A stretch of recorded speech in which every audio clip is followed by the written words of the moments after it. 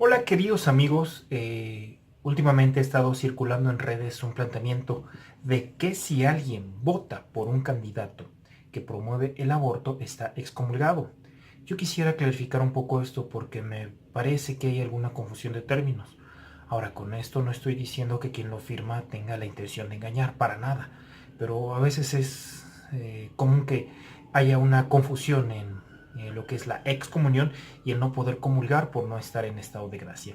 Ahora, con esto tampoco estoy promoviendo que se vote por candidatos que promueven el aborto. No, no es correcto, no es correcto, es grave hacerlo. Y tampoco pretendo atenuar la gravedad del aborto. Dice San Juan Pablo II que el aborto es un crimen nefando. ¿Qué quiere decir? Que es algo tan malo que no se puede pronunciar sin repudio. Entonces, quisiera clarificar un poquito qué es lo que pasa cuando se vota por un candidato que promueve el aborto. Y para eso hay que diferenciar, como les dije al principio, la excomunión del hecho de no poder acercarse a la comunión por no estar en estado de gracia. La excomunión es una pena que da la Iglesia ante un delito específico. El Código de Derecho Canónico nos dice cuáles son los delitos y cuáles son las penas propias para cada uno de los delitos. Y digamos que es una autoridad competente la que tiene que levantar esta pena.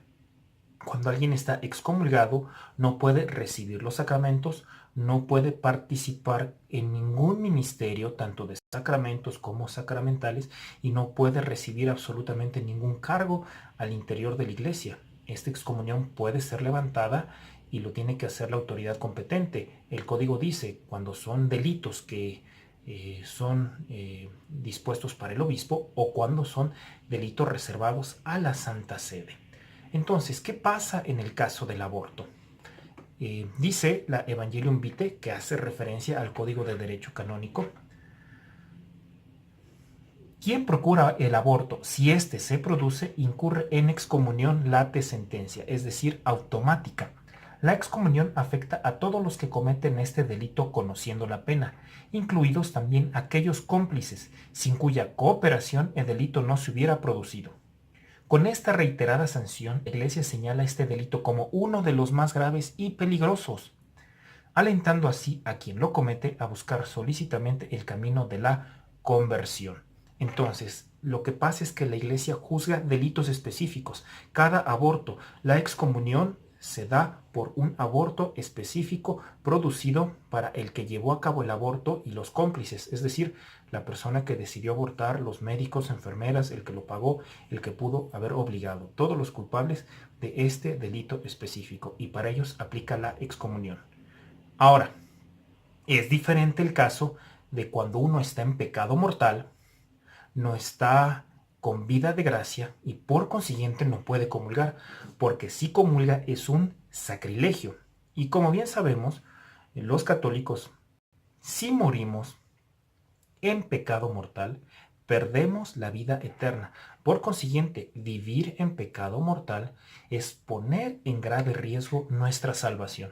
¿Y qué es lo que pasa entonces con los políticos que promueven el aborto, pero también con las personas que votan por políticos que promueven el aborto? Dice en una carta que escribe en ese entonces el cardenal Ratzinger a los obispos de Estados Unidos. Esta carta entonces ya tiene muchos años, no es algo reciente.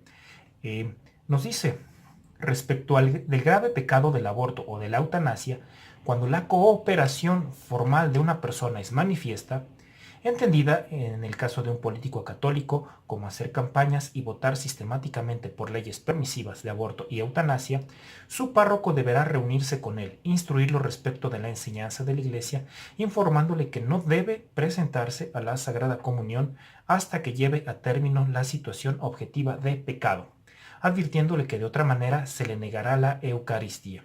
Entonces, no maneja la excomunión para el político que promueve el aborto, digamos, excomunión en cuanto a pena, eh, pero si está en pecado mortal, no puede acercarse a la comunión y pone en grave riesgo su salvación. Entonces, no es lícito como político promover el aborto. Ahora dice, esto ya es una nota aclaratoria acerca de esta carta de el Papa.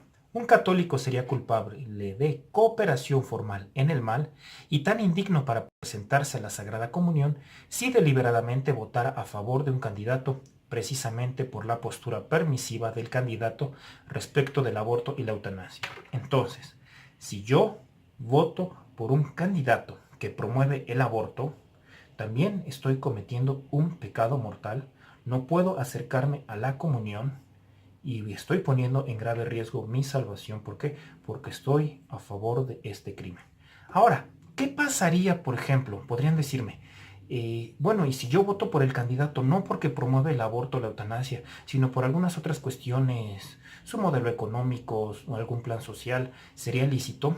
Aquí lo que se hace es que hay una cooperación material remota con el mal y podría ser lícito en algunos casos, pero voy a tratar de dejarlo muy claro. Yo no podría decir así deliberadamente, voy a votar por un candidato que sé que promueve el aborto, pero lo hago por otras causas. ¿Por qué? Porque yo estaría poniendo lo económico, lo social, por encima de una vida inocente. Yo estaría diciendo, porque quiero algún otro elemento del candidato, pues estoy tolerando que se maten a inocentes. Y eso no es correcto. En ese caso no sería lícito votar por un candidato que promueve el aborto, aunque sea por otras causas. También es pecado grave. Pero entonces, ¿cuándo sería lícito poder votar por un candidato por otras causas que promueve el aborto? Pongamos un ejemplo. Cuando todos los candidatos promueven el aborto, cuando yo no tengo absolutamente ninguna opción para elegir, o quizás hubiera alguno que no lo promueve, pero su posibilidad es mínima, un porcentaje prácticamente despreciable, y si voto por él, pues no estaría generando ningún beneficio. Entonces, es cierto que podría anular mi voto, es lícito, pero también habría que preguntarse, ¿qué tanto anulando mi voto estaría fortaleciendo algún candidato que pudiera tener una postura acérrima contra la vida? Pongamos el ejemplo que hay dos posibles candidatos que tienen fuertes probabilidades y uno de ellos promueve el aborto durante los 9 meses y en todo momento, y el otro quizás es un tanto más moderado, diría no en toda la gestación, no en todos los casos. Aclaro, no es correcto estar de acuerdo con esto, nunca con el aborto. Entonces, si yo manifestara estar en contra del aborto, hiciera lo que esté en mis manos para trabajar en contra del aborto, pero dijera, ok, voto por este candidato porque tiene probabilidades y el daño que va a hacer es menor, no lo quiero, yo no quiero ese daño, es un daño que yo padezco, sufro, no lo quiero, pero busco el candidato que de alguna forma pueda tener una postura menos grave, pero buscando siempre el trabajo por la vida. Entonces, en ese caso, pudiera ser lícito, pero no porque quiero el aborto, sino porque lo rechazo completamente, pero trato de reducir al máximo este mal que se está causando. Pues queridos amigos, espero que este video haya aclarado algunas dudas y les invito a compartirlos. ¡Viva Cristo Rey!